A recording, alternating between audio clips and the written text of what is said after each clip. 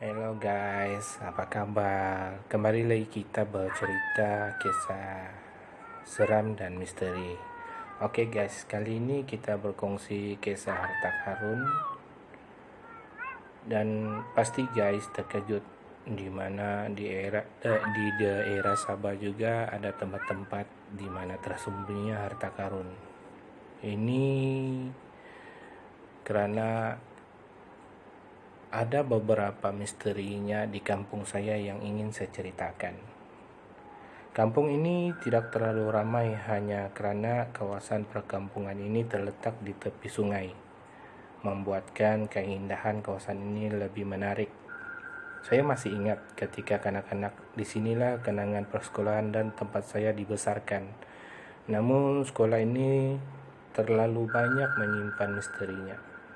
Saya masih ingat beberapa guru dan murid kerasukan dan selalu penampakan makhluk halus di waktu malam.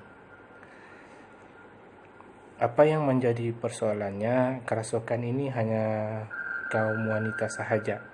Bagi kami orang kampung, ini adalah perkara biasa disebabkan kawasan perkampungan ini belum lagi maju dan berdekatan hutan. Memang biasa bagi makhluk-makhluk halus berkeliaran di sini.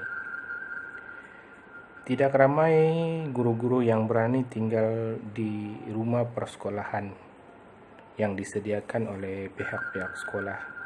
Hanya beberapa guru saja yang berani tinggal di perumahan sekolah ini. Apalagi rumah yang terletak di sudut sekolah, seringkali guru-guru melihat makhluk hitam menjelma di waktu malam.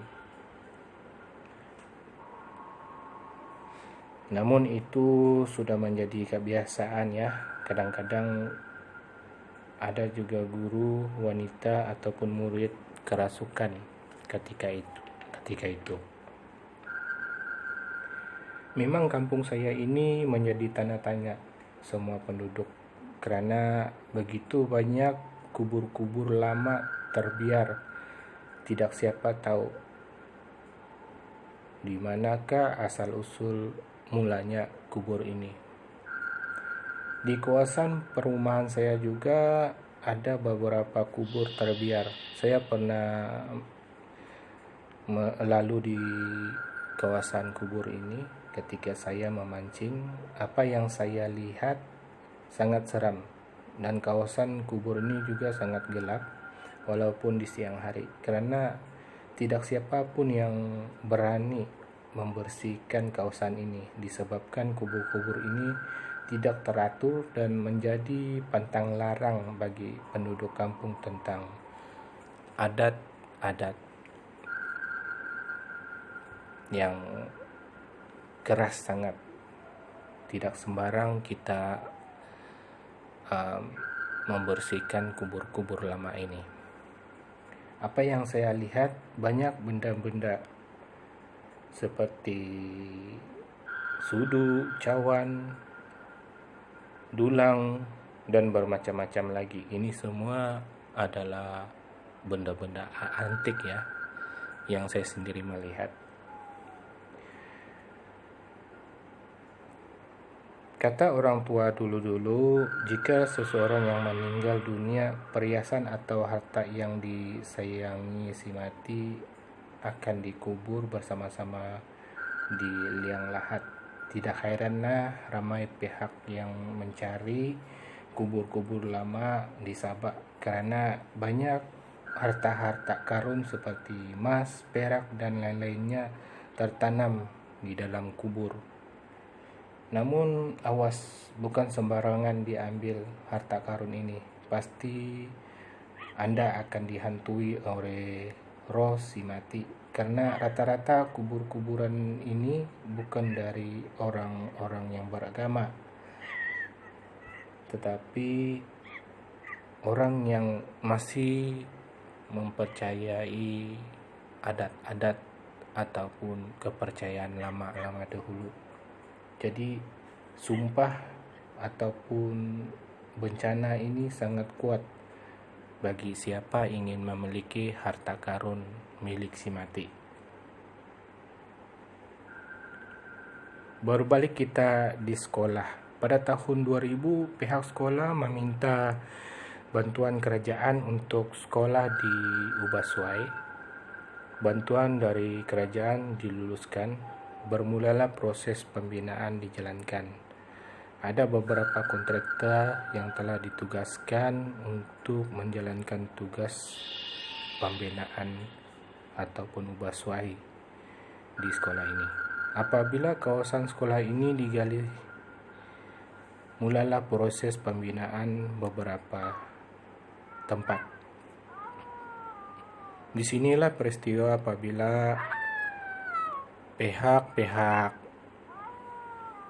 pekerja kontraktor telah menggali untuk mengubah suai tiang dan juga lantai sekolah. Mereka telah menjumpai tempayan yang antik.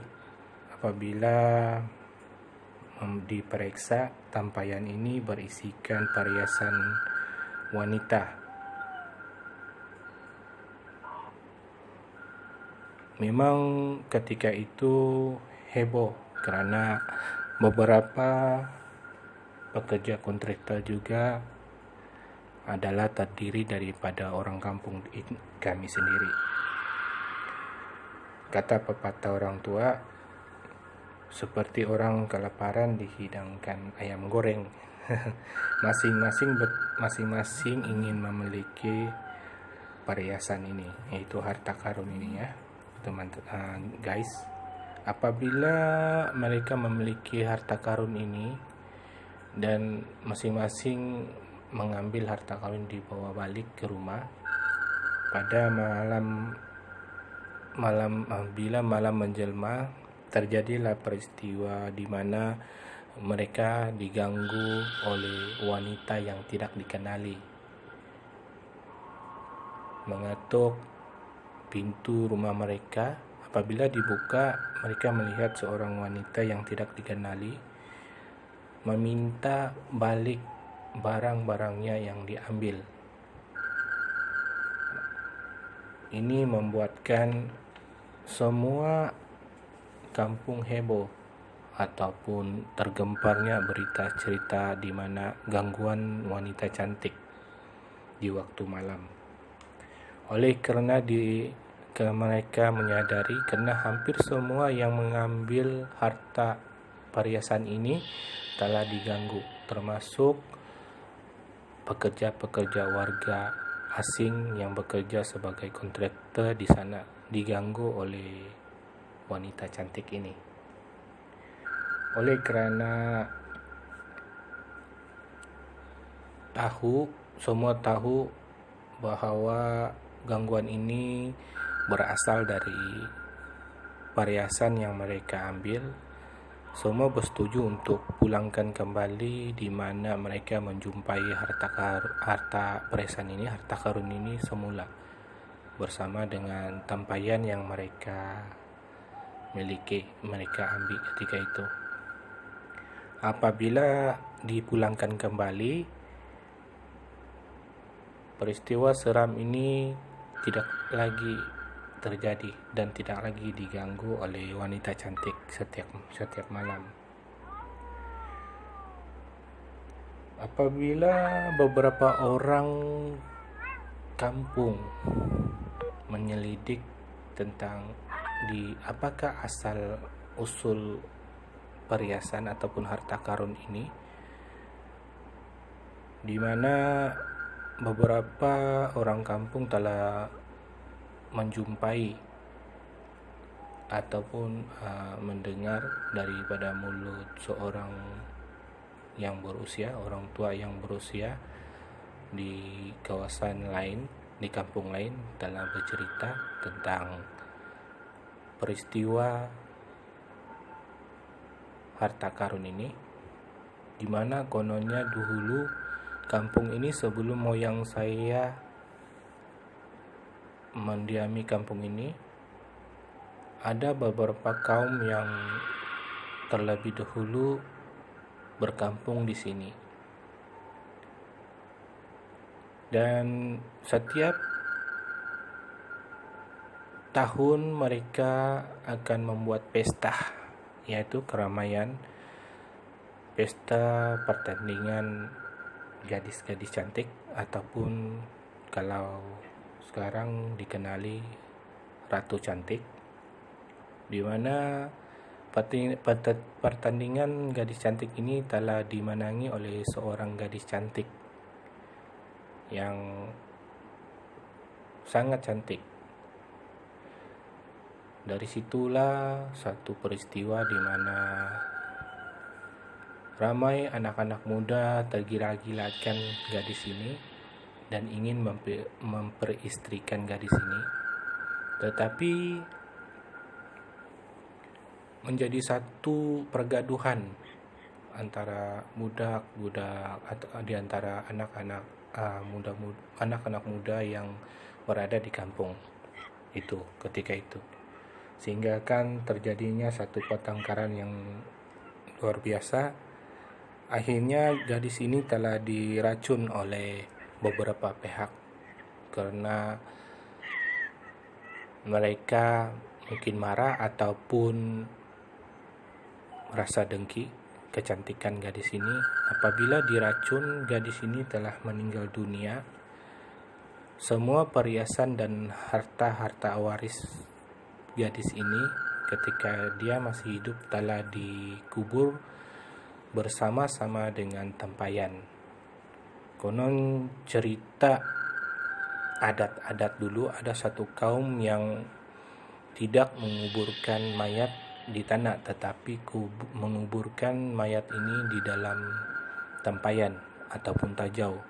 Karena tajau ini sangat besar, mayat itu akan didudukkan di dalam tajau dan semua perhiasan akan dimasuk ke dalam tajau dan dibiarkan begitu saja. Mungkin karena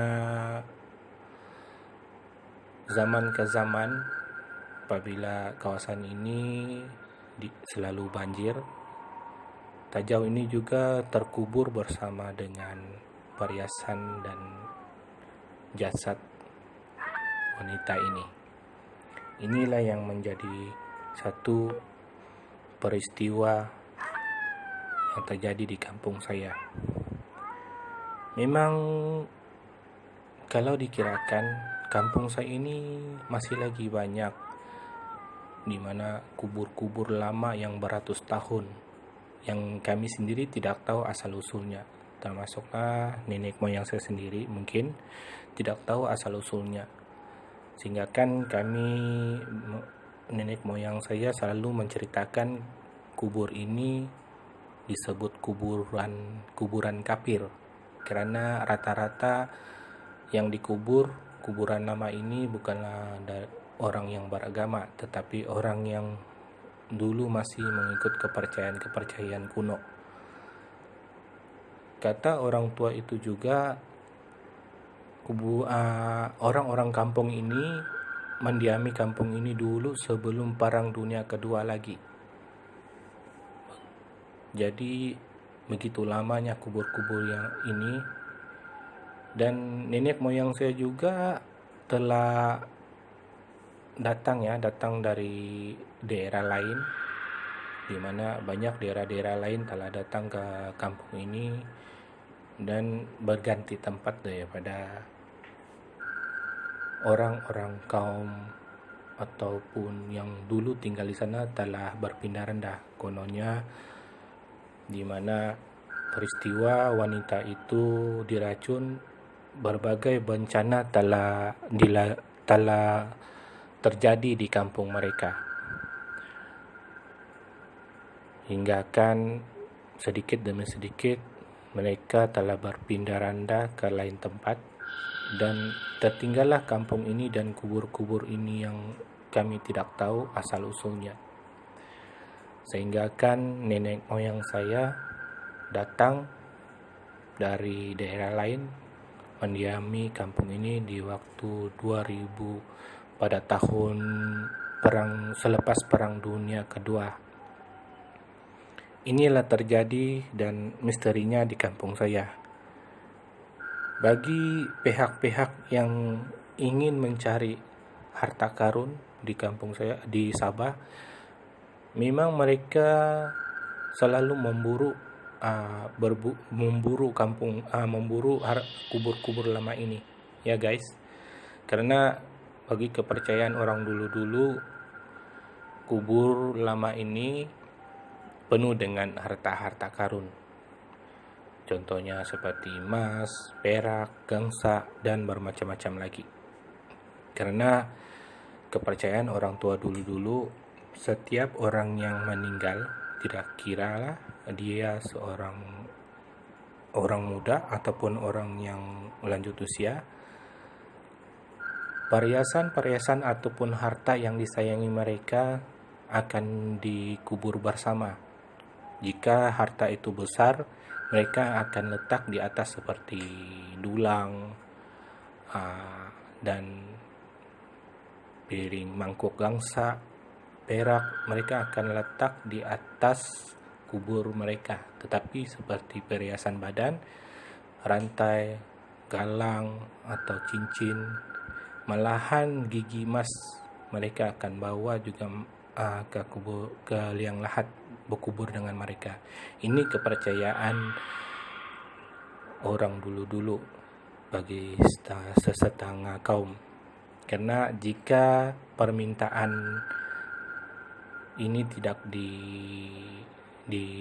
diikuti, maka roh si mati akan gentayangan ataupun menagih-nagih terus kepada pihak keluarga ataupun saudara mara. Jadi inilah kepercayaan mereka.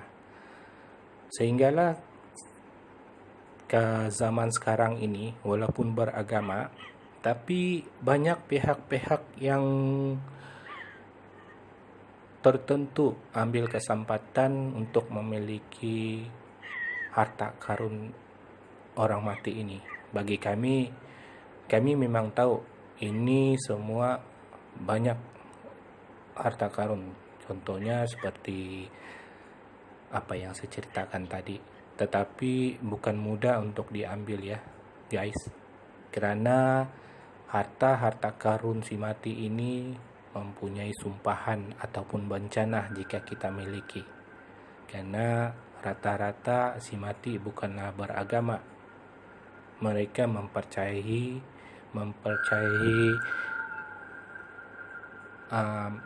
kuat dengan kepercayaan dulu-dulu yang pasti mistik ataupun makhluk halus. Oke guys, terima kasih guys. Ini saja.